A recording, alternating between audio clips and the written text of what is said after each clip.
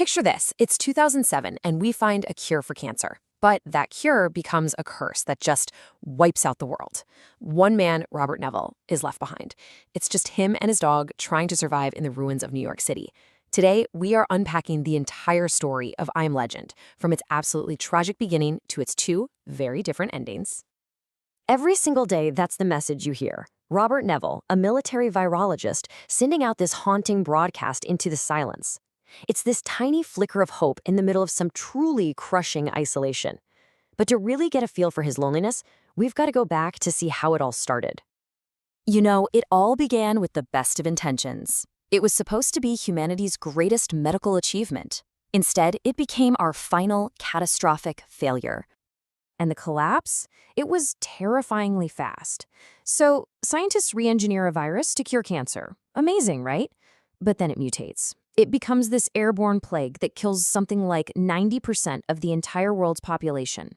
And the few people who actually survived the initial outbreak, well, you couldn't exactly call them lucky. They were turned into something else entirely. Okay, so let's be super clear about the threat here. The Darkseekers, they aren't your typical zombies. These were once people. Now they're monstrous, they're intelligent in this really primal way, and they absolutely cannot handle sunlight. They own the night, and they are relentlessly, terrifyingly hostile. And standing in the middle of this dead metropolis is one guy, Robert Neville. His natural immunity makes him a scientific miracle, a ghost hunting for a cure in a city that's now full of monsters. And as far as he knows, he is the last man on Earth. So, with the rest of the world just gone, survival becomes this grueling routine. But it's not just about finding food or dodging monsters. It's a constant battle against the crushing, heavy weight of being completely and utterly alone. You have to understand, Neville is living two completely different lives. By day, he's the king of a dead city. He's a scientist, a survivor, methodically scavenging and working on a cure. But as soon as that sun starts to set, the roles completely flip. He becomes the prey, barricaded inside his house, just praying he survives until morning. So you gotta ask, how does a person stay sane in a world like this? For Neville, it's a few key things. His dog Sam is his only living, breathing connection to the world that was. He even creates this little phantom society with mannequins in a video store, just so he has someone to talk to. And most importantly, he clings to his mission, finding a cure. It's the one thing that gives his life any purpose at all. But even in a routine that's built for survival, things can go horribly wrong. And for Neville, the one connection he has left to his own humanity is about to be tragically, horribly cut. He gets lured into a dark building. It's a trap set by a Darkseeker. And in the chaos, Neville and Sam are ambushed by a pack of infected dogs, every bit as vicious and terrifying as their humanoid counterparts. And in that chaotic, violent fight, the absolute unthinkable happens. Just one bite. A single moment that changes everything. Forever, for Robert Neville. Neville, this brilliant scientist, he knows instantly what this means. He rushes Sam back to his lab, trying desperately to find a cure, but he knows. He knows it's too late. The virus is just too aggressive, and there's no coming back from it. What follows is just one of the most heartbreaking scenes in modern film. As Sam starts to turn, Neville has to make an impossible choice and kill his best and only friend. The one living soul that kept him tethered to this world is gone. And now, he is truly, completely alone. Broken by grief and rage, Neville basically goes on a suicide mission against the Darkseekers. But right when he's about to be completely overwhelmed, a new light appears in the darkness. Turns out, he wasn't quite as alone as he thought.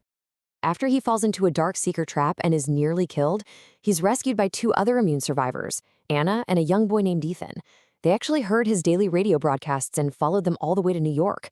And they bring with them this fragile, almost unbelievable idea, a rumored colony of survivors up in Vermont. For the first time in years, there's hope. But this newfound hope brings new danger. The Darkseekers, showing a frightening level of intelligence, have tracked Anna all the way back to Neville's fortified home. The final battle for humanity's future is about to begin.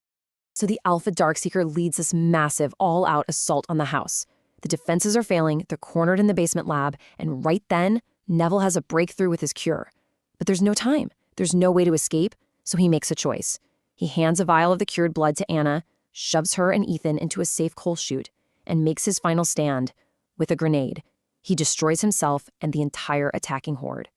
And in this ending, the title of the movie becomes crystal clear. Anna and Ethan make it to the Vermont colony and they deliver the cure.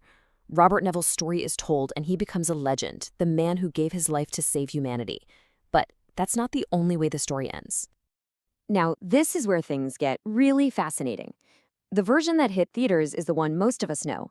But the DVD included an alternate ending that completely redefines the entire film and the meaning of its title. In this other version, everything changes in those last few moments. Neville realizes the Darkseekers aren't just mindless beasts, they're a society. The alpha male isn't attacking to kill him. He's there to rescue his mate, the female Darkseeker Neville captured for his experiments. So Neville returns her and they just leave. He survives, but the meaning of legend is flipped on its head. In their world, he is the legend. He's their boogeyman, the monster that comes out during the day and hunts them. So what's next for this world? Well, a sequel is officially in the works. From what we hear, it's going to be set decades after the first film, and get this, it will reportedly follow the alternate ending, exploring a world where Neville is still alive and coexisting with this new species. And all of this brings us to the final, lingering question of the story, especially when you consider that alternate ending. When you're the last of your kind fighting for survival against a new dominant species, who really is the monster?